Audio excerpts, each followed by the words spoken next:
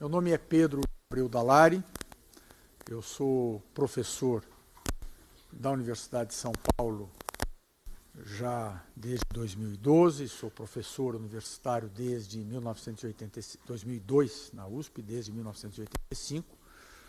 Venho da Faculdade de Direito aqui no Largo de São Francisco e hoje sou professor titular de Direito Internacional do Instituto de Relações Internacionais. E eu tenho a satisfação já há vários anos de acompanhar o professor Jacques Markovitch na estrutura deste curso. O professor Jacques Markovitch é uma lenda viva da Universidade de São Paulo. Foi seu reitor, foi diretor da Faculdade de Economia e Administração, poderia se divertindo com os netos, mas faz questão de organizar anualmente este curso, exatamente a importância que atribui a essa iniciativa muito importante, como demonstra o interesse enorme da comunidade acadêmica. Nesse ano foram mais de 400 os pedidos de matéria, repetindo o que ocorre nos anos anteriores. Esta é uma disciplina do Instituto de Relações Internacionais, uma disciplina ativa, tanto para alunos de graduação como para alunos de pós-graduação, mas principalmente para alunos de graduação. Mas já há vários anos vem sendo aberta a alunos de todas as unidades da Universidade de São Paulo, justamente pela percepção que a matéria desperta em alunos de toda a USP. O grande historiador inglês, Hobsbawm, disse que o conhecimento se adquire por duas formas, por instrução e por absorção. E a instrução é aquilo que nós todos, professores, alunos, lidamos na sala de aula, nos cursos regulares aqui da Universidade de São Paulo, cada um com a sua especificidade. Eu, como professor de Direito Internacional, portanto, ministro disciplinas que procuram formar os alunos no domínio do instrumental conceitual do direito internacional público e do direito internacional privado. E assim faz cada professor e assim fazem os alunos. E a lida com temas internacionais se dá por esta forma, através de cursos regulares, disciplinas obrigatórias, que são oferecidas no Instituto de Relações Internacionais, mas que aparecem também em muitas disciplinas de diversos cursos da universidade, onde a dimensão internacional tem certa relevância. Este curso foi pensado justamente para lidar com a dimensão da absorção. Ou seja, o professor Jacques Markovitch teve já há muitos anos a clarividência de perceber que seria muito bom para os nossos alunos que, além da preparação formal, instrumental, técnica, que o contato com a dimensão internacional se desse também de uma maneira mais abrangente, mais difusa, mais ampla, agregando a discussão dos grandes temas internacionais da nossa época e também a dimensão prática, a dimensão operacional da lida com esses temas. De tal sorte que os alunos que pudessem fazer esse curso sairiam ao final com uma condição melhor para compreender o mundo contemporâneo. Exatamente por ter uma visão abrangente do mundo contemporâneo e do seu funcionamento, criando assim um repertório e um quadro de referência bastante útil para o enquadramento e a compreensão melhor do conhecimento técnico específico adquirido nos cursos regulares e nas disciplinas obrigatórias e optativas dos cursos regulares. Ou seja, ao fim e ao cabo, o que nós pretendemos é que daqui a 6 meses, 4 meses, quando acabar o curso, vocês tenham adquirido uma capacidade de compreender melhor o mundo e como o mundo se move nesta jornada do início do século XXI. Né?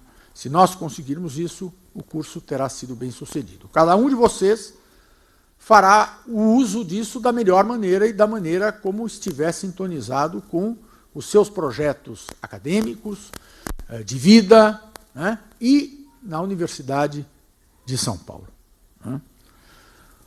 Como oferecer como atender a este propósito tão ambicioso? Né? Estruturando um curso que tem como a presença aqui, junto a vocês, de grandes operadores das relações internacionais contemporâneas. Né? Ou seja, de pessoas que se dedicam a trabalhar com assuntos internacionais nos mais diferentes temas. De tal maneira que, embora muitos sejam acadêmicos, tenham excelente formação acadêmica, mas sobressairá a atuação desses operadores e a lida desses operadores com opções, desafios, alternativas que são colocadas na realidade difícil do mundo contemporâneo. Portanto, gerando um ensinamento que resulta mais da compreensão das dúvidas e dos dilemas do que da aquisição de certezas muito absolutas. E isto é um indicador de maturidade. Né? No fim, o que o curso pretende é que aqueles que aqui frequentarem as sessões que vão se prolongar ao longo dos 4 meses tenham, ao final, mais amadurecidos, né? Mais vividos, com mais malícia, no sentido positivo da palavra, com menos ingenuidade, ou seja, mais aptos a compreender a complexidade do mundo contemporâneo.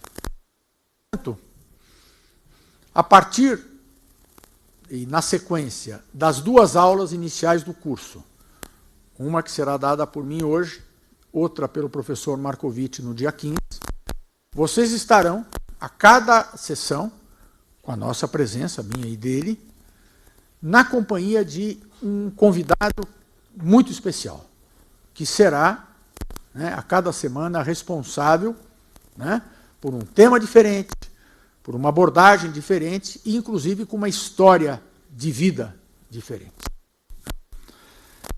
E esta origem institucional diversificada dos expositores convidados permitirá, então, às alunas e aos alunos contato com uma diversidade de referências de tempos e valores. Né?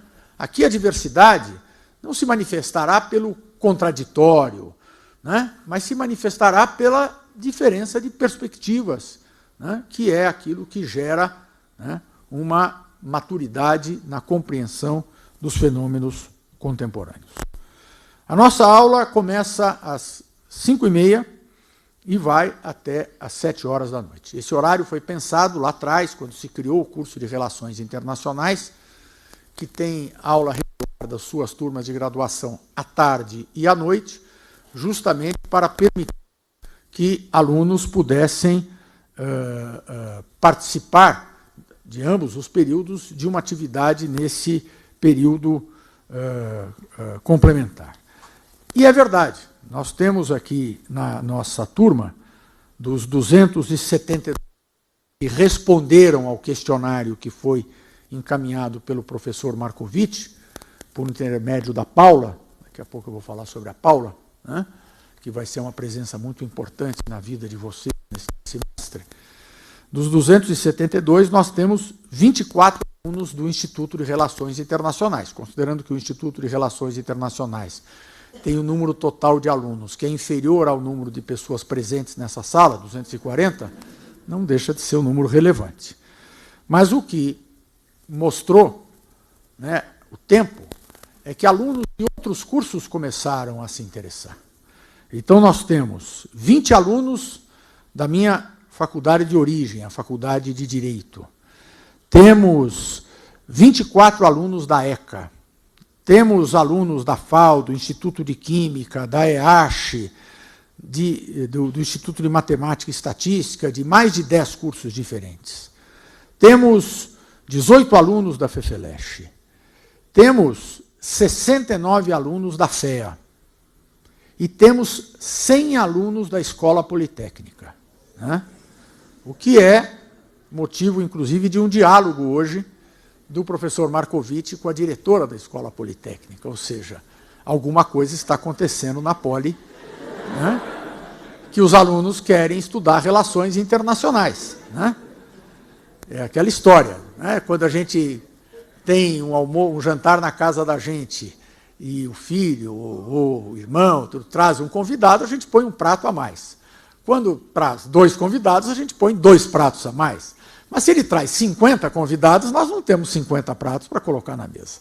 É enorme satisfação que a gente recebe os alunos da Poli, da FEA, de todas essas escolas. O Instituto de Relações Internacionais se sente muito honrado, mas é realmente algo que é indicativo de que a universidade tem que estar mais sensível à expectativa que os alunos têm e sentem de um conhecimento melhor do mundo contemporâneo para completar a excelente formação que tem nas suas unidades de origem, não é? Isto não é um problema para nós. O professor Marcovitch e eu, com a ajuda preciosa dos nossos colaboradores, temos nos empenhado sempre para procurar contemplar o máximo de alunos possível. Na aula de hoje, vocês estão sendo acolhidos aqui nesta sala e também numa outra sala do lado que está nos acompanhando pelo telão. Vamos ter que verificar quantos alunos ficarão no final, mas é um gesto da universidade pública, paga com recursos da sociedade, para procurar atender o máximo possível a demanda dos nossos alunos. Né? Com já mais de 30 anos de vida universitária, o professor Marcovitch mais do que eu ainda, nós damos imenso valor ao interesse dos alunos e isso é o que nos move a procurar preparar cursos com essa qualidade, né? A aula vai das 5h30 até às 7h. Nós pedimos enfaticamente que os alunos estejam aqui até às 5h15 da tarde, 15 minutos antes de começar a aula, para que a gente comece exatamente às 5h30. É um gesto, inclusive, de respeito com os nossos convidados. Nossos convidados são pessoas muito importantes, são grandes personalidades, que com grande satisfação interrompem o que estão fazendo para vir à Universidade de São Paulo colaborar.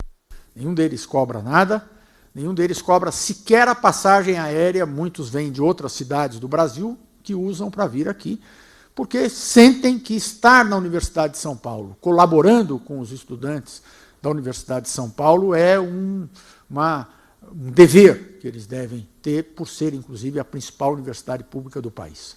Portanto, né, eu e o professor Marcovitch, antes que os nossos convidados estejam aqui, apelamos a vocês que, até como um gesto de respeito a esse esforço que esses convidados fazem para estar conosco, que nós tenhamos um sentido de urbanidade, de acolhê-los aqui da maneira mais adequada. É muito ruim quando, iniciada uma conferência, fica um grande fluxo de pessoas passando, ou então um grande fluxo de pessoas que quer sair antes.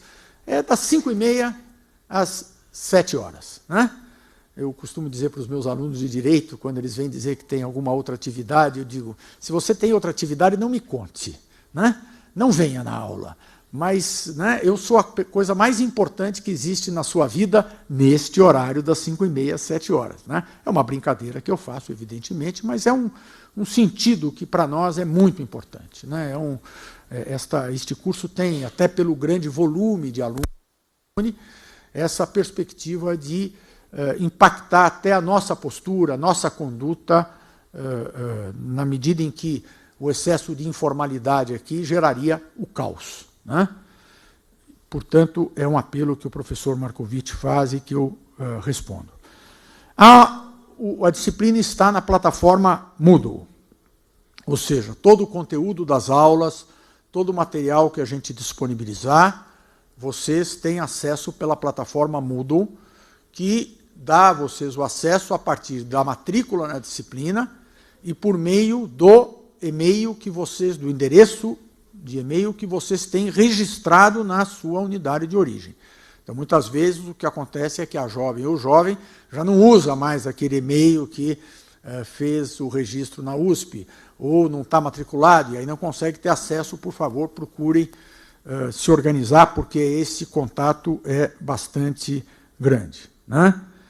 Após cada aula, é colocado no Moodle um conjunto de 3 perguntas sobre o tema da aula, que os alunos deverão responder e entregar também por via do Moodle até às 20 horas da sexta-feira, do dia seguinte. É assim que nós atestamos a frequência, tá? Então, imagina se a gente fosse passar lista ou fazer chamada aqui nesse Maracanã. Não ia ter jeito. Então, nós atestamos, nossos alunos são dotados de uma integridade, né, indiscutível, então só respondem os alunos que efetivamente vêm à aula, e é assim que a gente afeta. Então, da aula que eu darei hoje, já vai colocar no Moodle as perguntas, né, e aí vocês têm até as 8 horas da noite para responder. Haverá uma sessão que vai ser um pouco diferente, e nós vamos inovar com uma iniciativa que não foi usada nos anos anteriores, que eu venho usado em alguns cursos que eu dou no Instituto de Relações Internacionais, e nós vamos usar. Na aula do dia 29, a frequência vai ser aferida a partir de um curso online que vocês vão fazer na plataforma do Departamento de Segurança da Organização das Nações Unidas, né? A Organização das Nações Unidas tem vários cursos, e tem um curso online que é obrigatório para todos os agentes do sistema da Organização das Nações Unidas e lida com segurança, né? E isso tem tudo a ver com o nosso curso, né? Porque o nosso curso vai lidar com os temas da globalidade na perspectiva do risco, o risco ambiental, o risco digital, o risco nuclear e da segurança. O que fazer diante do risco e num contexto, né, de conformação de um mundo que vai se globalizando. Então, este curso, que obviamente lida com a ideia de segurança de uma maneira específica, mas o quadro de referência que ele leva em consideração é justamente esse de risco e segurança num mundo cada vez mais complexo. Nós passaremos as instruções, vocês vão fazer, e ao final do curso vocês obtêm um certificado da Organização das Nações Unidas. O curso é da própria Organização das Nações Unidas. E vocês mandam para nós o certificado, o PDF, e aí nós atestaremos a frequência. Costumo brincar também que é o primeiro diploma que vocês vão ter aqui na Universidade de São Paulo, é esse daí, né? E é bom, né, começar com o diploma da Organização das Nações Unidas.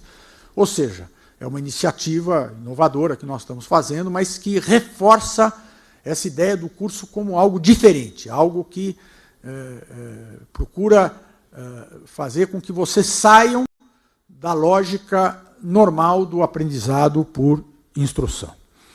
Há um plantão de atendimento aos alunos, quintas-feiras, das 3h30 às 4h30 da tarde, portanto, 1 hora antes da nossa aula, com agendamento prévio pelo e-mail. Isso vai estar tudo no Moodle. Eu estou falando aqui, mas depois vocês podem ver, temas e prática 2019@gmail.com, aqui numa sala da FEA, que vai ser dada pela Paula. Paula é aluna de mestrado, orientada aqui da FEA, orientada pelo professor Jacques Markovitch, e vai ser a pessoa que vai atuar como estagiária, monitora, minha e do professor Markovitch, no gerenciamento desse fluxo de informações para vocês e de vocês para o curso.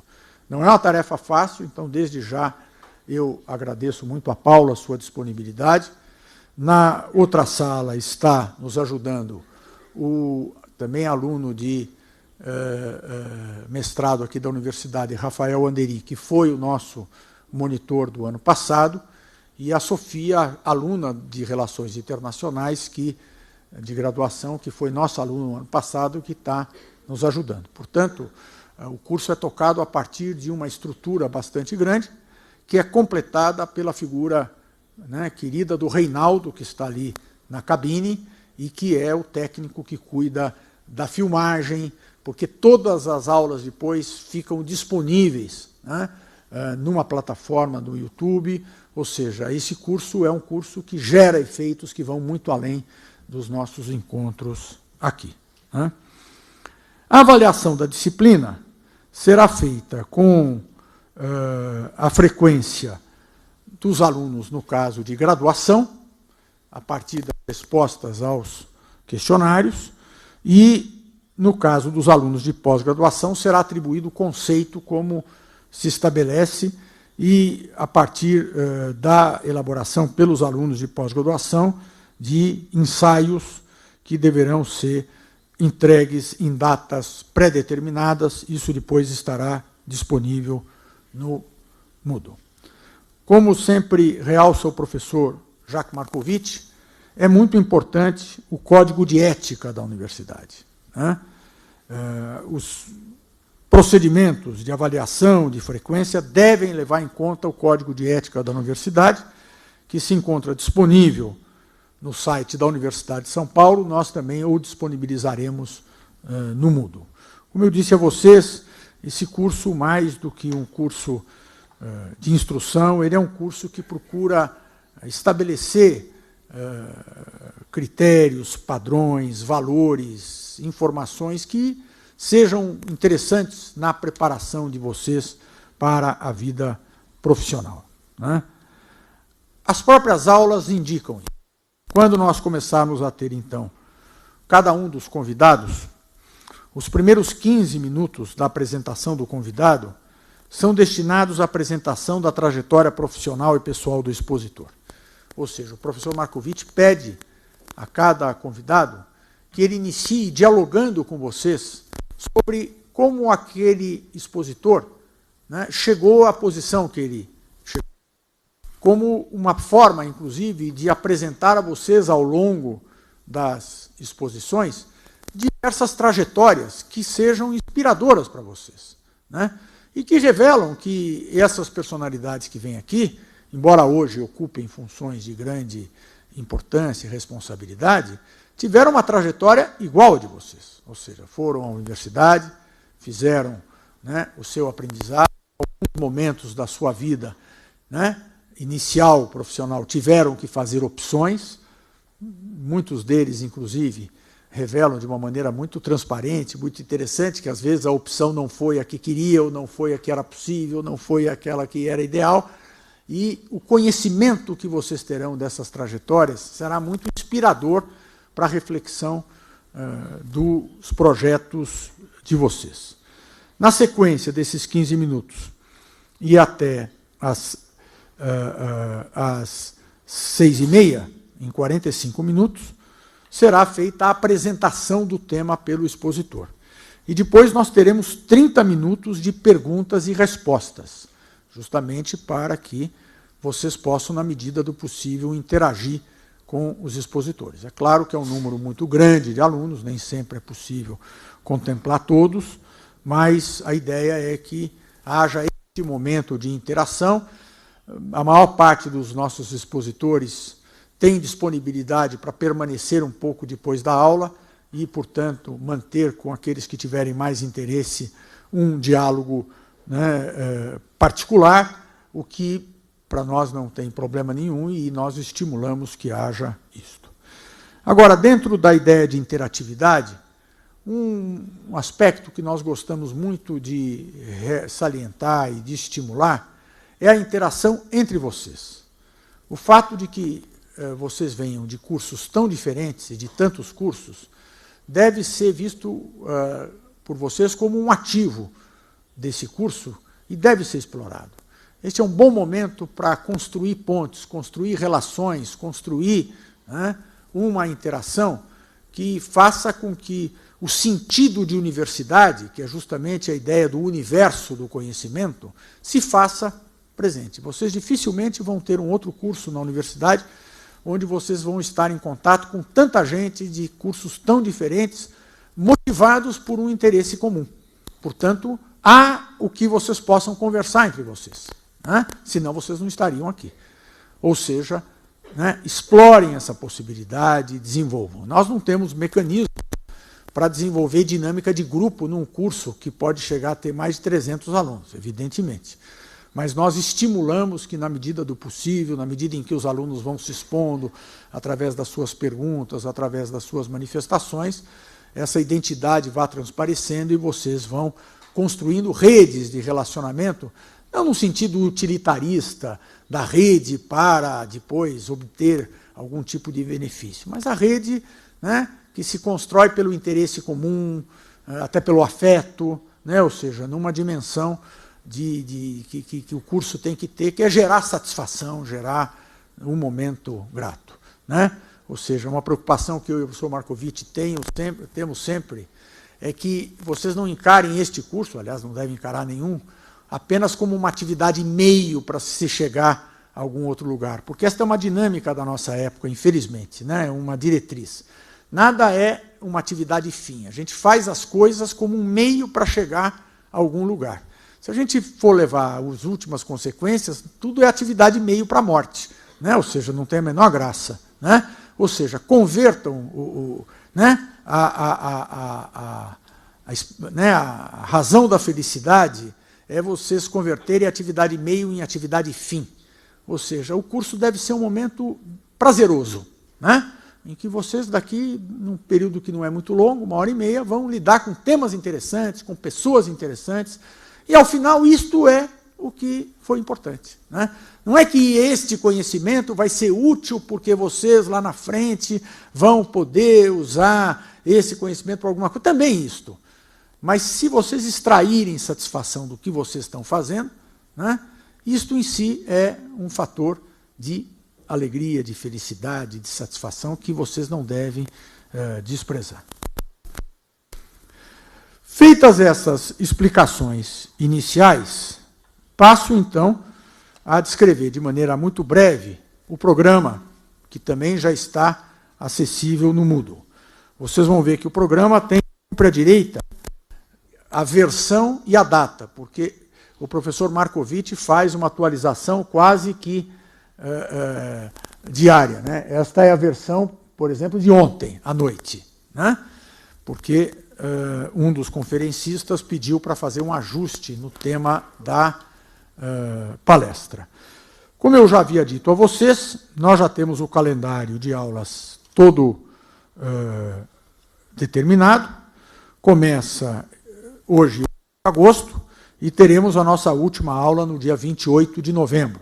Então, sempre às quintas-feiras neste local.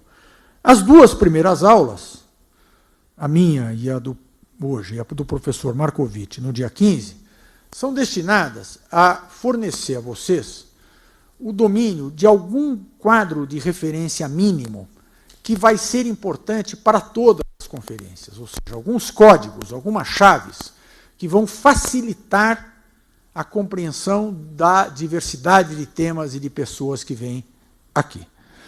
A terceira aula terá a presença de uma lenda do sistema financeiro latino-americano, e, portanto, ele seria quase que, eu diria, a aula magna de inauguração do curso, que é Luiz Henrique Garcia Rodrigues. Luiz Henrique Garcia Rodrigues, com cerca de 80 anos, foi por 30 anos o presidente da CAF, que é o Banco de Desenvolvimento da América Latina.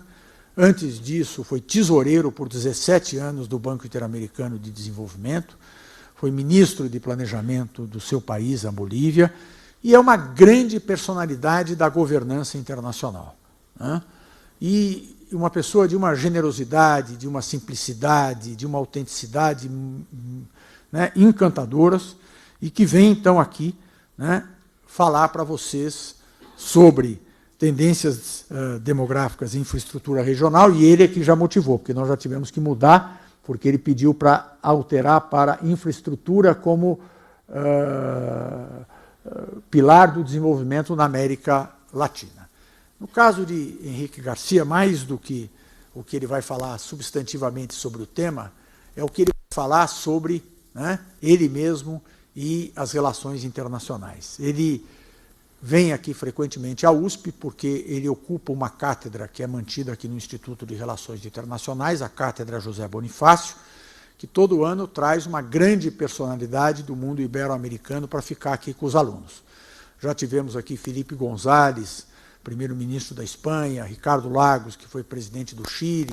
No ano passado, Laura Chinchilla, ex-presidente de Costa Rica, que chefiou a missão de observação da OEA das eleições brasileiras do ano passado, e este ano o catedrático é Henrique Garcia. E Henrique Garcia, então, vem para estar conosco. E todo catedrático vem 4, 5 vezes ao ano aqui para ficar conosco, e numa das conferências dele, eu fiz a pergunta para ele, com quantos chefes de Estado e de governo ele havia convivido, né, nesses quase 50 anos de serviço público internacional, e ele tem a conta exata, acho que eram 92, se não me engano. Presidentes da República, primeiros ministros de todo o Caribe, da América Central, da América do Norte, da América Latina, portanto, é um privilégio para nós termos ele.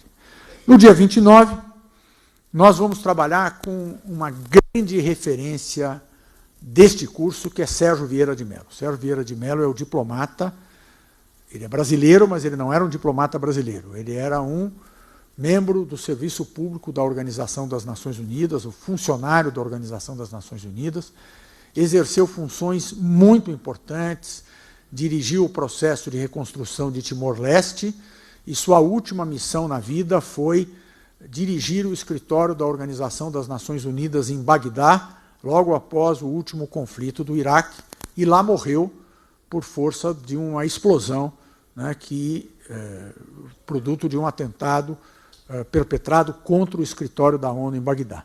Nós vamos trabalhar com um documentário onde Sérgio Vieira de Mello, e sobre ele se fala, mas ele também dá muitos depoimentos, discute justamente sobre dilemas e opções, que é o que nós queremos que vocês tenham em mente aqui, ou escolhas que tem que se fazer, né? E como é difícil isto, né? E esse documentário é muito importante, e na esteira desse documentário é que vocês vão fazer o curso online do Departamento de Segurança da Organização das Nações Unidas. Como na sequência é a semana de recesso, a Semana da Pátria, vocês vão ter um tempo maior para entregar esse certificado, embora o curso seja previsto para ser realizado em 1 hora, né? Mas vocês terão vários dias para poder concluí-lo. Encerrada esta primeira etapa do curso, que é, então, o que nós chamamos da etapa preparatória, a partir de setembro vocês vão ter, a cada semana, o encontro com alguma personalidade ligada a algum tema. Então, a tendência da ajuda humanitária e seus desafios será trabalhada por uma dirigente do Comitê Internacional da Cruz Vermelha, que atua aqui no Brasil. A Cruz Vermelha é a única organização internacional que faz recrutamento direto de funcionários aqui no Brasil, né? Porque a maior parte faz recrutamento no exterior, embora leve em consideração a origem, e há muitos brasileiros trabalhando em organizações internacionais, eles são recrutados no exterior. A única organização que faz regularmente recrutamento no Brasil é a Cruz Vermelha. Depois teremos vários desafios, alguns nomes ainda não estão confirmados, por isso que não aparecem, a tendência sobre o trabalho, o comércio internacional, os investimentos, a economia da energia, telecomunicações, desenvolvimento econômico, tecnologia digital, mudanças climáticas, educação e seus desafios, ou seja, a cada semana uma grande personalidade abordando um tema muito relevante, né, de uma maneira objetiva, porque o tempo é curto, de tal maneira que vocês vão sendo colocados em face de 2 tipos de input. As informações, vocês receberão informações sobre temas os mais diferentes.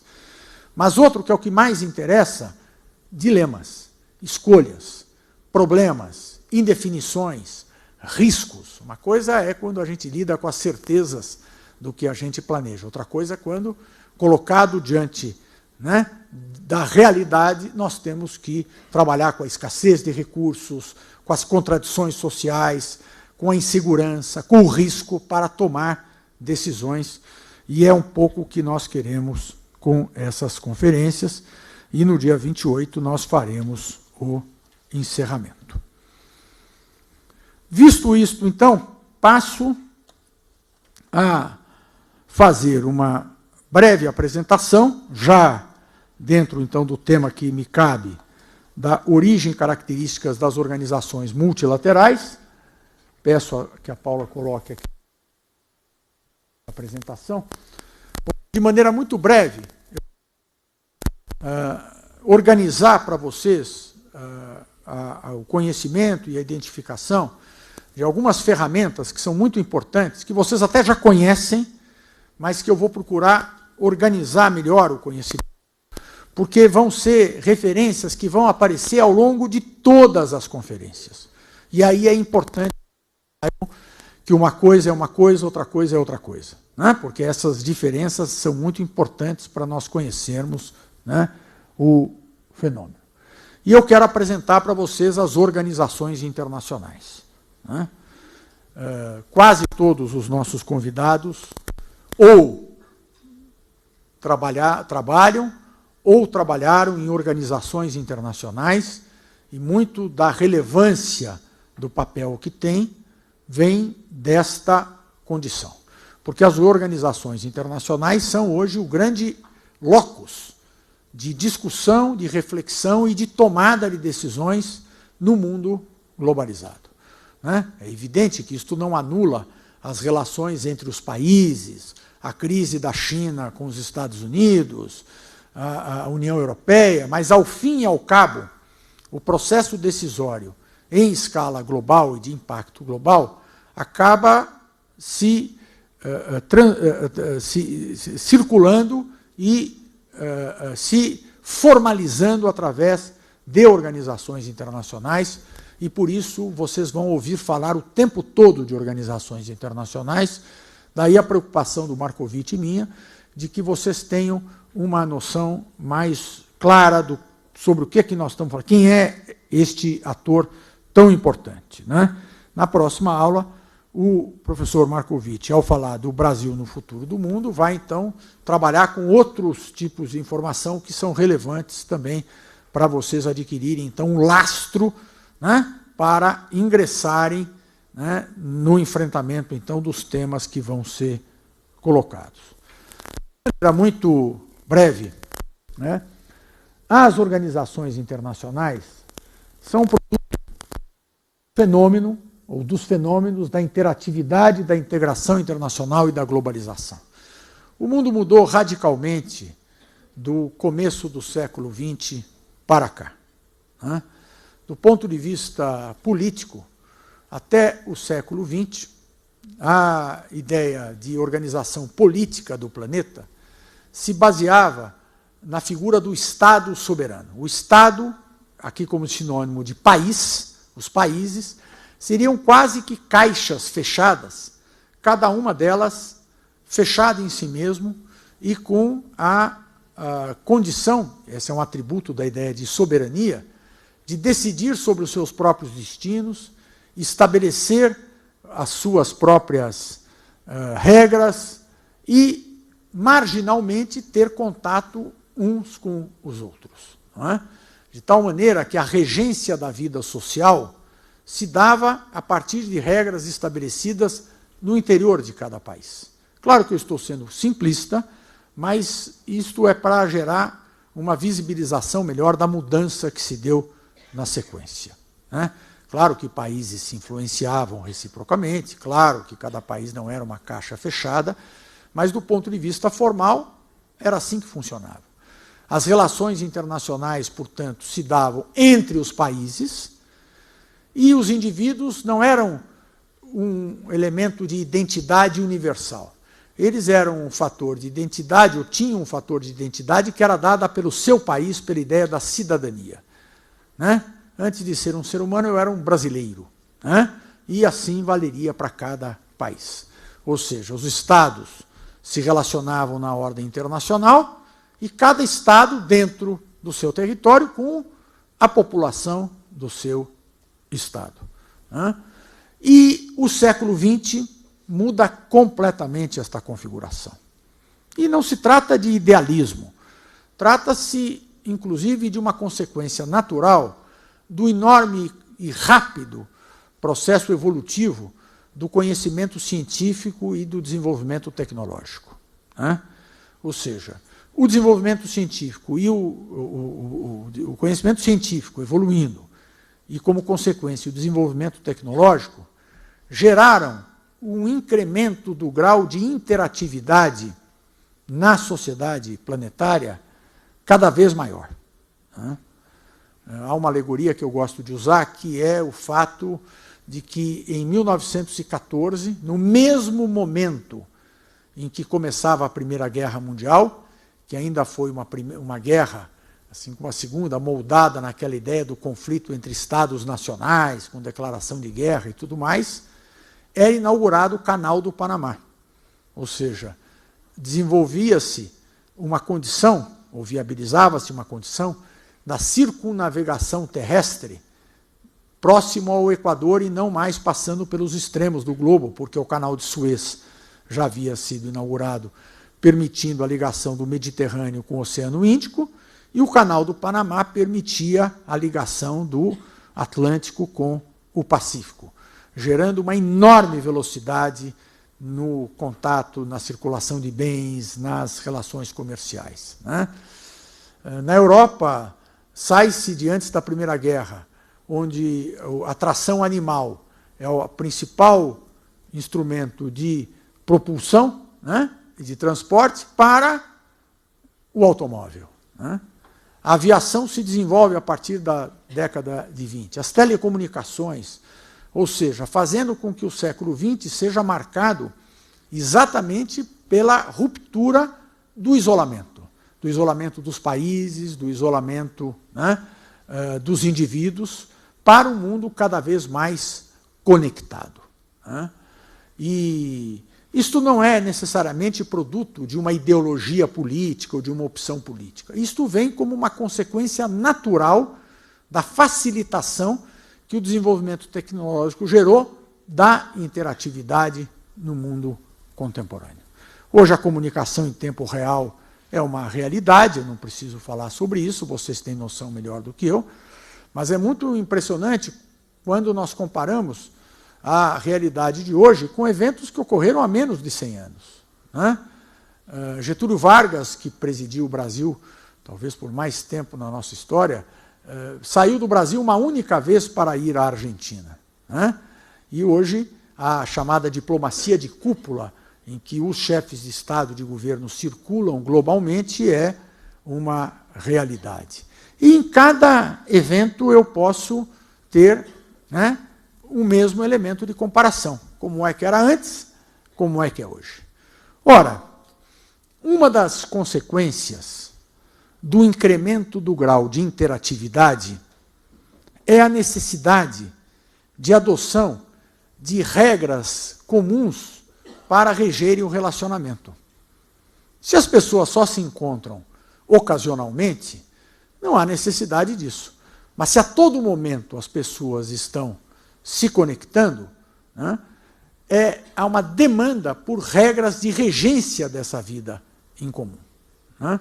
Há um exemplo que eu gosto de dizer, e que foi me dado por um médico, especialista em medicina de trânsito, quando eu fui fazer uma vez o exame de vista para renovar minha carteira de motorista. Ele, sabendo que eu sou professor de Direito Internacional, né, me fez um teste ali, dizendo: professor, o senhor sabe qual é o tratado internacional sobre trânsito mais antigo que existe? Aí, obviamente, eu não sabia. E ele falou lá, 1921. Né, por quê? Porque a Europa se recuperava da Primeira Guerra Mundial, o automóvel passava a ser o meio de transporte que substituía a tração animal, as rodovias eram construídas na Europa toda, a Europa formada por países de pequena dimensão territorial, e, portanto, os motoristas e os veículos, com muita frequência, circulavam internacionalmente. Como seria possível fazer isso se as regras de trânsito fossem regras rígidas, distintas de país para país? O motorista teria que viajar até a fronteira e depois ser substituído por outro motorista que estivesse habilitado àquelas outras regras de trânsito, o que seria inviável. Portanto, não por uma opção ideológica, não por uma diretriz política, mas por absoluta necessidade, os países da Europa continental se organizaram, então, para fazer um acordo de tal sorte que as regras de trânsito, ao invés de serem definidas isoladamente em cada país, passaram a ser definidas em conjunto pelos países europeus, de forma a facilitar a circulação e o uso de automóvel em viagens internacionais, que para nós pode parecer uma coisa esquisita, num país desse tamanho, mas que na Europa é algo que ocorre com enorme facilidade, até com frequências viagens, do indivíduo que mora na Bélgica e trabalha na Holanda e ainda vai almoçar no Luxemburgo. Ou seja, as regras de trânsito fizeram. Esse exemplo prosaico, ele pode ser usado para qualquer área. Ou seja, reflitam sobre o que vocês fazem, o que vocês estudam. Vocês vão ter clareza, cada um de vocês, de exemplos de atividades relacionadas à sua área de especialização e de conhecimento que demandam regras supranacionais para a regência dos fenômenos sociais, sem o qual não existe. Então, para quem trabalha com engenharia naval, na Poli, na área de portos, por exemplo, há hoje toda uma regulamentação da atividade portuária que tende a buscar paralelismo e simetria, porque senão fica inviável fazer a circulação náutica internacional, no comércio exterior, por exemplo, em escala global. Então, em cada área, esta realidade vai se impondo. Ou seja, não há, desde o direito de família, com a adoção internacional de crianças, os crimes transnacionais, que hoje são um fator de preocupação da nossa época, o meio ambiente, com o impacto que tem medidas que podem ser adotadas em um país sobre o ecossistema de outro país, é o caso do aquecimento global e toda a controvérsia, a matéria de direitos humanos, que está tão evidente agora no Brasil, ou seja, são todos temas que passaram a demandar uma padronização normativa internacional, crescentemente. E esse acervo de regras que foi se construindo para estabelecer procedimentos uniformizados globalmente, boas práticas, regras de interação, passaram a demandar estruturas de gestão, de governança desses sistemas normativos. Ou seja, a globalização e a integração vão gerar regras internacionais e políticas públicas globais. Vocês acham, por exemplo, que é possível enfrentar o risco de uma epidemia de ebola a partir de políticas de saúde que sejam definidas isoladamente em cada país? É claro que não. Então, cuida a Organização Mundial de Saúde de estabelecer diretrizes de regras e políticas públicas que, sendo adotadas uniformemente pelos países, ajudam a minimizar o impacto de uma epidemia de ebola. E assim é em cada situação. Ou seja, os pressupostos sociológicos e políticos da existência de órgãos de gestão internacional estão justamente associados a essa dimensão do crescimento da interatividade e da demanda por padrões globais como condição para a regência da interatividade. Podem fazer uma analogia, por exemplo, com a população de uma cidade que vive toda ela em ruas muito longas, com casas muito isoladas, e, evidentemente, cada casa tem as suas rotinas, os seus hábitos, as suas práticas. Na medida em que essas pessoas todas se mudem para um prédio de apartamento, para um condomínio, esta interatividade que gerará desse simples fato demandará a existência de regras de convívio. Então, se o cidadão tinha uma vaca no sítio dele, num local isolado, ele não pode mais ter uma vaca no apartamento. Não é? Ou seja, as regras, ou a interatividade, necessariamente gera a demanda por regras que se apliquem àqueles que estão interagindo, né? As políticas públicas vêm como consequência, e aí eu tenho as organizações internacionais. Pode girar, então, Paulo, né? E aqui eu quero fazer o primeiro exercício de taxonomia com vocês. Taxonomia, classificação. Exatamente porque vocês vão ouvir falar o tempo todo sobre entes internacionais, né? Ou seja, a palavra organização, ou a expressão organizações internacionais, na verdade, podem se referir a coisas diferentes. E é muito importante que vocês distinguam, porque disto decorrem consequências diferentes, né? Então, quando eu falo de entes e organizações internacionais, eu posso falar de várias coisas. Começando de baixo para cima. Tem as multinacionais, né? Ou seja, as empresas multinacionais têm justamente essa característica de um ente internacional. A Coca-Cola, Google, General Motors, né? São empresas que, embora eu até possa identificar o seu país de origem, se caracterizam por ter uma presença efetiva com unidades de produção, unidades administrativas em muitos lugares do mundo. Daí serem chamadas multinacionais, né? Essas empresas, embora se constituam do ponto de vista social, administrativo, econômico, como uma unidade, cada uma delas, do ponto de vista jurídico, elas se caracterizam como um grupo de empresas, cada uma delas com a sua nacionalidade.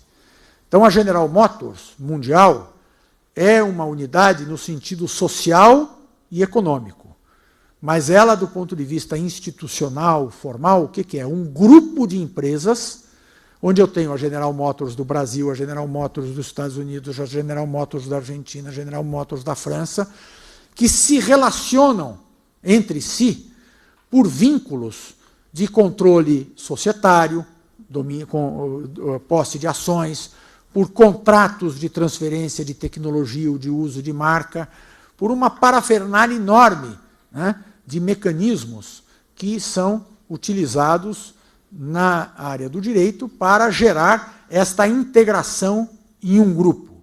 Mas a empresa multinacional, embora seja um ente internacional, ela não é uma organização internacional. Na verdade, ela é um grupo de organizações formada por organizações nacionais, né? É também a característica das organizações não governamentais internacionais. Aqui eu estou falando do Greenpeace, por exemplo, ou da Anistia Internacional, né? Elas se organizam globalmente, sem dúvida. São fenômenos sociais, né, de grande impacto, com uma marca, com uma identidade, com uma ação global. Mas, da mesma maneira que as empresas multinacionais, as organizações não governamentais se constituem como pessoas jurídicas nos seus países, nos países em que atuam, né? E isto tem consequências muito importantes, porque quando nós vamos falar, por exemplo, de imunidade das organizações internacionais, eu vou falar sobre isso, né, os dirigentes das organizações internacionais têm uma condição jurídica diferente. Isto não se aplica aos executivos de empresas multinacionais e não se aplica aos dirigentes de organizações não governamentais, né? O Gosling, por exemplo, aquele dirigente bem importante da Mitsubishi, da Nissan e da Chrysler, né, que está preso no Japão, ele não teve imunidade diplomática, embora as empresas Nissan, Renault, Chrysler, a Mitsubishi, a qual ele é vinculado, sejam potentados globais, do ponto de vista jurídico, são empresas nacionais e os seus executivos estão sujeitos, né, às regras aplicáveis a cada país onde se situam, né?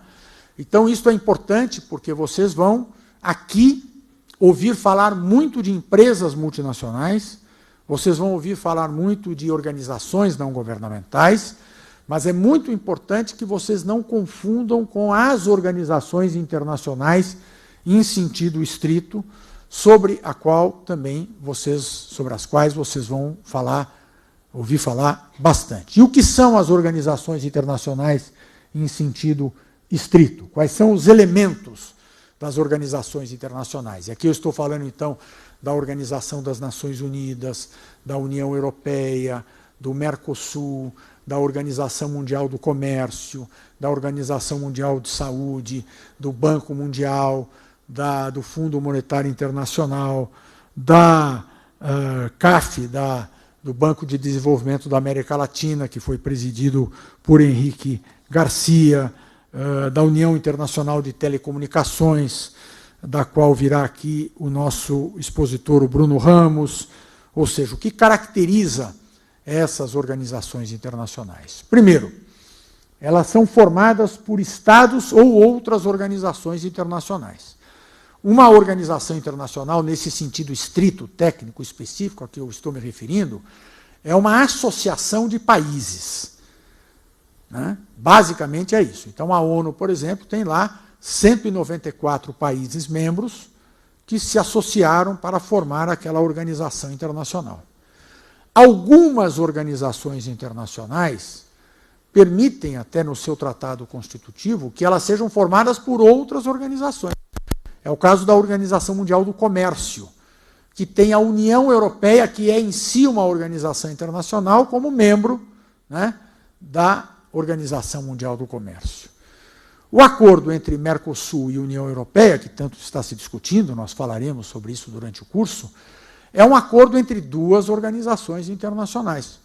O Mercosul, composto por 5 países, Brasil, Argentina, Uruguai, Paraguai e a Venezuela, que agora está suspensa por causa da ditadura, e a União Europeia, formada por 28 países. Então, embora vá haver o acordo entre os dois blocos, esse acordo terá que ser aprovado no interior de cada uma dessas organizações internacionais, por cada um dos países os seus representantes. Né?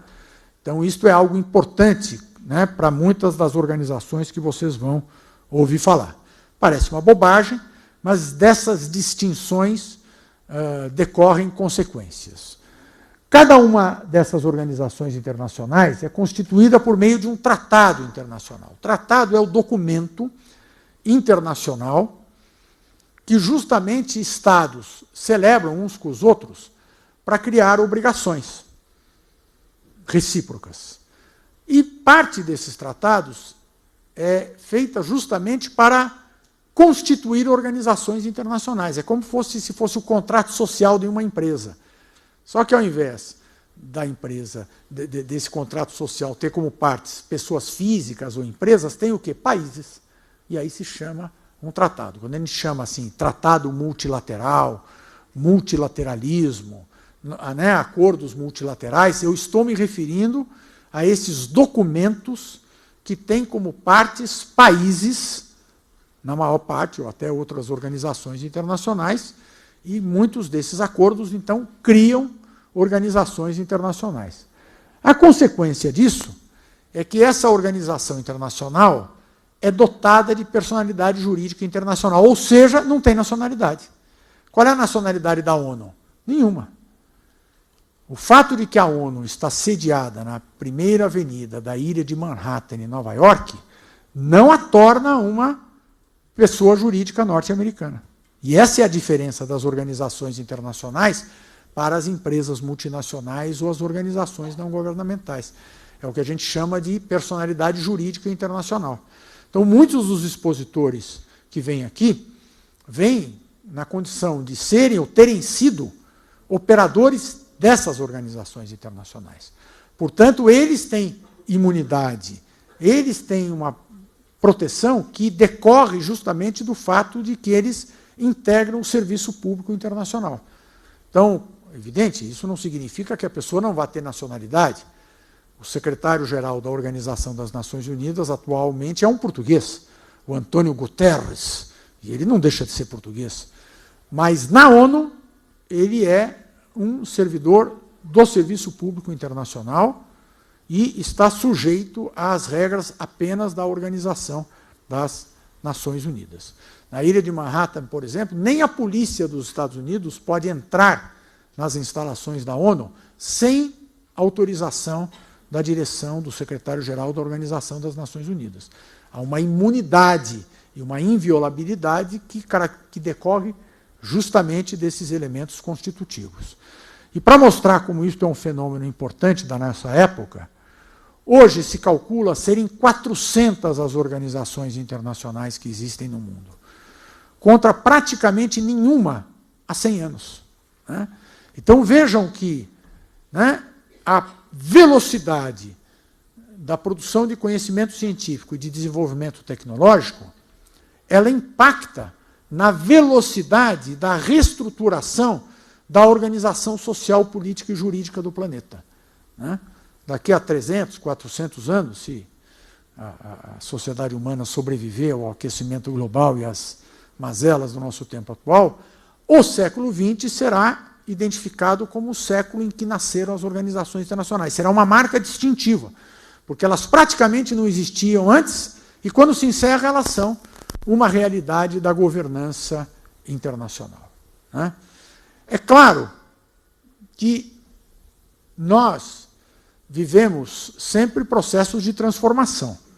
Ou seja, o mundo não muda da noite para o dia. A gente não muda da noite para o dia. A família não muda da noite para o dia. Por que o mundo mudaria?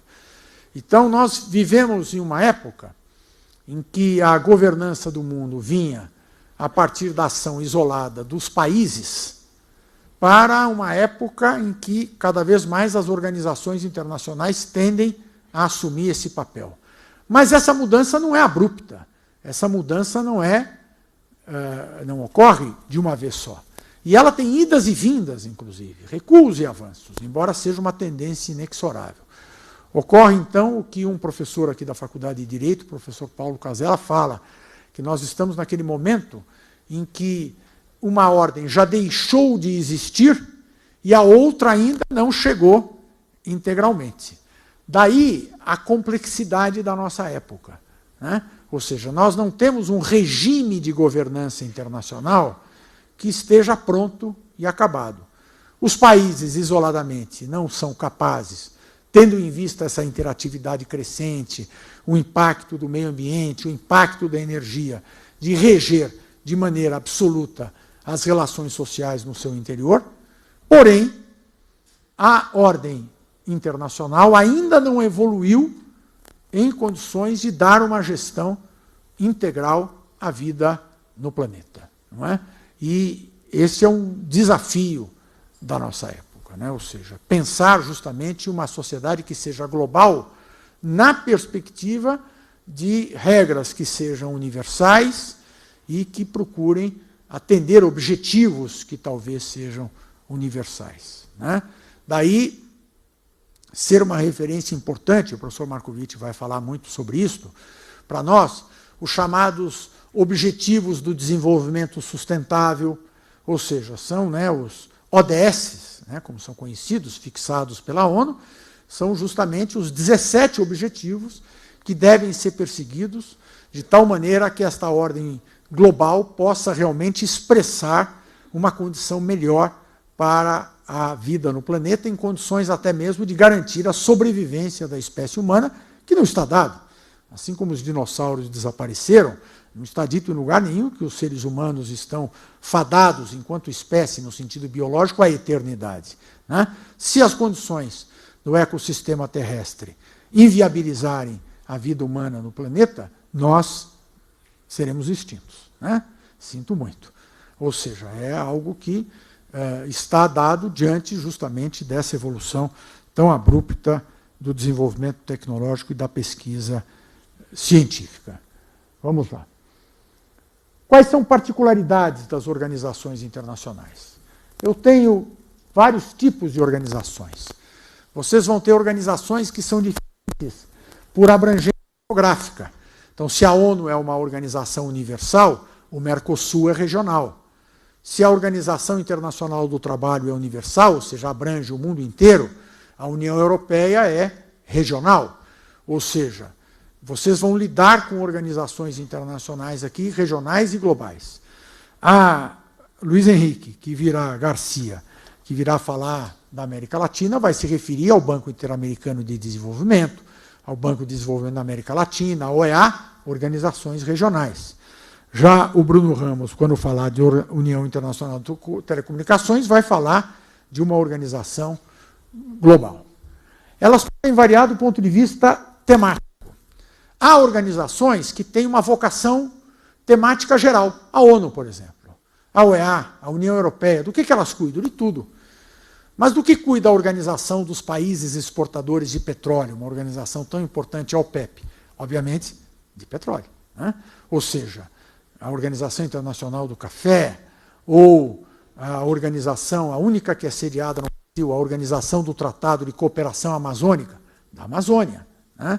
Ou seja, eu posso ter organizações nessas 400 que sejam regionais, mas de vocação temática específica.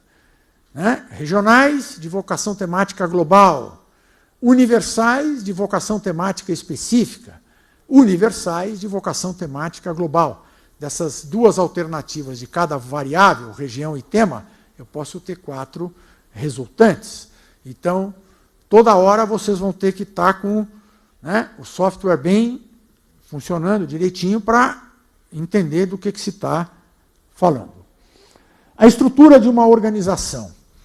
Muitas vezes eu tenho uma organização internacional, mas outras vezes nós vamos falar aqui de órgãos de uma organização internacional. Por exemplo, a ONU é uma organização internacional. A Unesco, que é a Organização das Nações Unidas para a Cultura e Educação, é uma organização internacional autônoma. Mas a Unicef, que a gente conhece porque compra cartão de Natal no final do ano, não é? É um fundo da ONU. Não é uma organização internacional, é um órgão de uma organização internacional. Então, de novo, né, vocês vão ter que estar atentos também para entender do que é que se está falando em cada momento sobre isso. Né? E, finalmente, uma preocupação importante é atribuições e poderes de uma organização internacional. O que uma organização internacional pode fazer? Aquilo que o seu tratado constitutivo disser que ela pode fazer. É como o contrato social de uma empresa. Então, vocês vão ver aqui organizações mais poderosas, organizações menos poderosas. Por quê? Porque o acordo que foi feito pelos países para aquela organização internacional pode variar. Né? Finalmente, 2 situações especiais que aparecem, e pode haver outras, mas para mostrar para vocês. O Comitê Internacional da Vermelha, que está aqui, né? Ela não é uma organização internacional. O Comitê Internacional da Cruz Vermelha é uma ONG suíça. É uma organização não governamental constituída na Suíça, em que todos os sócios são pessoas físicas que estão na Suíça. Ela foi criada na década de 1860 e ela cuida justamente do chamado atendimento humanitário. Né? Ela tem a função de, em situações de conflito armado, levar ajuda, levar assistência para a população afetada pelos conflitos. Né? E vários tratados internacionais passaram, então, a mencionar ou a empoderar a Cruz Vermelha Internacional para realizar ações protegidas por imunidades que são típicas das organizações internacionais. Então, a Cruz Vermelha, nesse ponto, é uma exceção que confirma a regra. Embora ela não seja uma organização internacional, ela é uma ONG, ela é revestida de poderes que os países reconhecem para ela uma organização internacional. Então, vai ser a nossa primeira convidada da fase específica do curso, a partir de 12 de setembro, depois da Semana da Pátria, Simone Casabianca Aschelman, que é a representante do Comitê Internacional da Cruz Vermelha no Brasil. Ela atua como se fosse de uma organização internacional. Por uma razão histórica, gerou-se uma exceção que confirma a regra. E, finalmente, um outro exemplo que é bastante curioso, que gera muita dúvida, é o que é o Vaticano e o que é a Igreja Católica. Né? Na figura do Papa e na figura que ele comanda, convivem 2 figuras diferentes. Uma é a Igreja, que todo mundo conhece, formada por uma estrutura que tem no Papa o seu chefe, os cardeais, debaixo dos cardeais os bispos e, finalmente, os padres que dirigem as paróquias. Né? O que é essa estrutura? É uma organização não governamental. Se nós formos pegar em cada país em que a igreja se organiza, ela tem um CNPJ próprio, às vezes vários. Aqui no Brasil, por exemplo, a maior parte dos terrenos da igreja é da Arquidiocese de São Paulo, em São Paulo, mas eu tenho também as ordens religiosas, que têm a sua vida jurídica, como se fosse uma organização não governamental, da qual o Papa é o chefe, né, que orienta essa ação administrativa. Porém, convive na figura do Papa o Vaticano. O Vaticano é um Estado soberano, né, que funciona no centro de Roma, por conta de um acordo com a República da Itália, e, nesse sentido, o Papa é um chefe de Estado e de governo. O regime de governo do Vaticano é uma monarquia, só que é uma monarquia eletiva. Ao invés de ser uma monarquia hereditária, em que o filho ou filha sucede o monarca anterior, quando um monarca morre ou se afasta, como ocorreu com Bento XVI, o Colégio de Cardeais elege um novo monarca para ficar no seu lugar. E o Vaticano, como Estado, tem, inclusive, representações diplomáticas como qualquer país do mundo tem. O Brasil não tem embaixadas no exterior? Né? Não há embaixadas do exterior aqui no Brasil? O Vaticano também. É o que nós chamamos de nunciatura apostólica. O núncio apostólico é o embaixador do Vaticano para as relações políticas com outro país. Então, em Brasília, existe a nunciatura apostólica, que é a embaixada do Estado do Vaticano no Brasil. E o núncio apostólico é o embaixador do Vaticano no Brasil. E o Brasil tem embaixador perante o Estado do Vaticano. Né? Eu até brincava com os meus alunos de Direito Internacional e dizia, olha, se algum de vocês quiser pedir asilo político, não corra para a paróquia, tem que correr para a nunciatura apostólica. Porque a paróquia é uma ONG. Né? A paróquia não é um território que pode ser considerado como sujeito ao controle estrangeiro, como é uma embaixada. Né? Já a nunciatura apostólica é. Então, através dessa brincadeira, eu mostrava como a classificação das figuras para analisar os fenômenos internacionais é muito importante. É claro que isso que eu estou explicando aqui não é a essência do curso, mas é apenas um conjunto de chaves para vocês começarem a ter mais clareza do quadro que vocês vão se deparar quando nós começarmos a analisar os desafios do mundo contemporâneo. Acho que é isso, né? Não tem mais isso.